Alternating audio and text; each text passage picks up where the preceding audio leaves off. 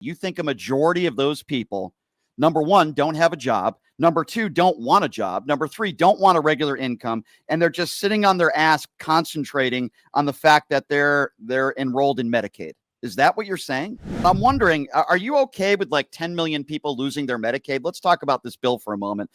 Even some MAGA Republicans like Lankford admitted that, yeah, at least 10 million people could be losing their health care, their Medicaid. Are you comfortable with that? Yes. Why? Because, listen, they have to meet eligibility requirements. If they don't meet the eligibility requirements, it gets cut. I think there's a lot of people. I've known people in my life on Medicaid who have taken Medicaid without really needing it. You understand what I'm saying? Like, in other words, they could have worked. And they didn't. So you think there are people out there that just don't want to work? They just want to sit down and do absolutely nothing? You think there's a bunch of young people out there that would rather not have a job and not have any regular income and just enroll in Medicaid? You really think there's a lot of people in this country that are just sitting on their ass? They don't want a job and they don't want income, but give me that free Medicaid. You really believe that, Carmine? Because I don't. Where were you born and raised, bro? Where was I born and raised? Yeah. I don't know what that has to do with it, but I was born and raised in Connecticut. That's a pretty nice area. I was born and raised in the ghetto.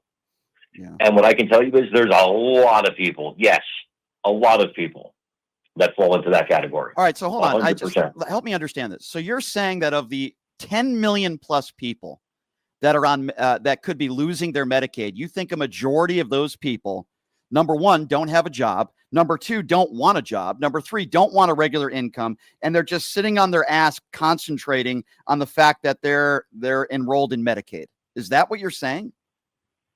I'm saying there's more people than you think. There are also illegal immigrants that are on Medicaid. I also don't believe 10 million people are going to lose their Medicaid. That's a could. And I'll tell you this, what I have heard my entire life, when I talk to Democrats or when I watch Democrats on TV or anytime Republicans want to pass something, they're going to kill everybody. Everybody's going to die. Oh, they're going to take away Social Security and Medicare and Medicaid. I've been following politics, Brian, since I'm 5 years old. I don't know why. Always liked it. Always liked following politics. I've been hearing about the Republicans are going to take away Social Security and Medicare for 42 years. I'm 47. 42 years I've been hearing. Well, MAGA Republicans are admitting that. Happened. MAGA Republicans are admitting that. Lankford admitting that earlier today. Brett Guthrie admitted that on Medicaid cuts.